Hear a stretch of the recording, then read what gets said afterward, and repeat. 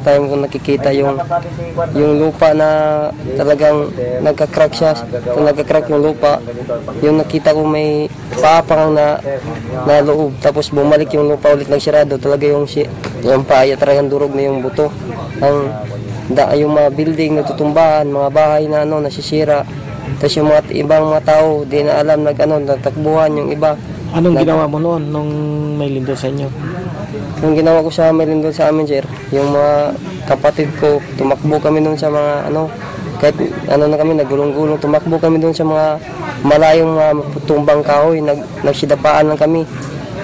Yung mga nanay, tatay ko, hindi ko na po alam kung saan din sila. Bakit naghiwa-hiwalay kayo? Hiwalay din sila, sobrang sir, nagkagulo sa dami ng tao. Tapos dumapa kami doon sa karsada, na gumaganon-ganon din yung lupa, tapos bumabalik. Pero okay naman sa awa ng Panginoon, hindi man kami nakita ko nga yung isang babae na tumakbo siya, yung lupa, humimalay yung kasada, talagang nasira yung kasada, napasok yung paa niya, talagang sira yung paa niya, tapos hindi mo namin siya matulungan kasi kami sobrang nagkagulo na sa mga pangyayari.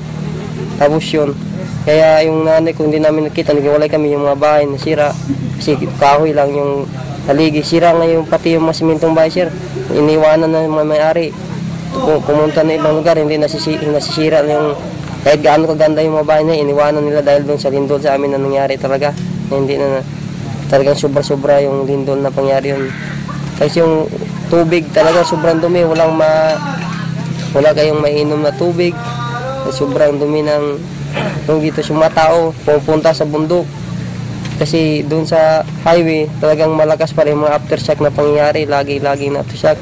Pumunta nga si Nonoy Aquino doon, nagbigay ng 10 milyong pira, tapos bigla na siyang umalis kasi pagbaba ng helicopter andun pa rin yung mga aftershock, kaya binigay lang yung pira, balik agad si Nonoy Aquino, yung Pangulo, nagbigay ng at saka mga relief goods. Yung taga ibang lugar pupunta din, nagbibigay ng mga relief goods, sir, pero hindi pa rin makapunta sa mismo lugar yan kasi yung sira talaga yung mga daan, yung mga bato, mga puno, mga puste, mga bahay, may mga bangkay na nadurog, mga babaw na doon sa mga parang palengke na maliit kasi sa sobrang sikip na ng daan, mga bahay nagsitampukan, wala na nag-interest na magkuha ng mga pagkain doon kasi sobrang takot, evacuate na lang, puti na yung mga taga-ibang barangay namin. Saan sila nagpuntahan nung nag-evacuate? Doon sa mataas na bundok, sir, doon sila. Kahit doon sila sa mataas na bundok, yung lupa gumaganon-ganon pa rin, sir, pero hindi naman masyadong delikado. Delikado talaga doon sa may malapit sa sa dagat at saka kasi yung tubig din malakas, ang alon ng tubig. Saka pupunta sa dagat at yung daan wala na talaga. Yung nagbibigay ng mga relief goods, malayo pa. Pero yung mga tao, pag nakikita mong may bibigay, hindi mo talaga mabigyan sila lahat kasi di mo na mapigilan. Grabe sa sobra siguro ng uwaw kasi wala na silang mainom. Pagdating pa lang ng salakyan, ando na, hindi na sila sinasabihan, hindi na pipila sa sobrang uwaw. Binibigyan yung namin, yung mga matatanda, pinabigyan talaga lahat ng tapos marami naman nagbibigay. Araw-araw nagbibigay mga relief goods yung taga-ibang lugar, yun nakatulong din sa lindol. Ikaw, anong ginawa mo na noon? Noon, sir, nagpipila-pila din sila, hingi ng mga pagkain sir, para magkakain din, pumunta din sa pagmirang pagkain. Nung wala ng lindol yun? Paano kayo nagkita-kita ng magulang mo? Buti nagkikita-kita rin kami, sir, doon sa sa bundok yung kasi marami naman, walang madalang damit, isang damit lang, wala nang pakialam sa damit, basta makaligtas lang sa lindol, pumunta sa mga bundok. Buti naman wala namang nasaktan sa amin, pero yung mga ibang kapamilya namin, sir, di namin nakita kung saan.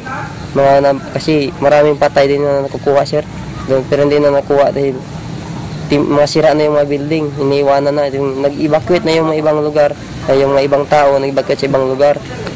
Yung, sir, buti naman wala namang nangyari sa pamilya namin. Ano yung dapat gawin saka hindi dapat gawin pag may mga ganyan na lindol? Kung mga ganyan na lindol, tumakbo sa malayong lugar na walang mga puste, yung walang matutumba, tapos cover mo yung ulo, hold and drop lang sa lupa. Talagang wag nang tatakbo kasi pag tatakbo lalo ka lang madisgrasya kasi yung lupa siyang parang lumulutang siya, tapos madadapa ka dyan o matamaan ka ng mga ibang bagay na magsama pa. Ang mabuting gawin talagang lumiko na lang at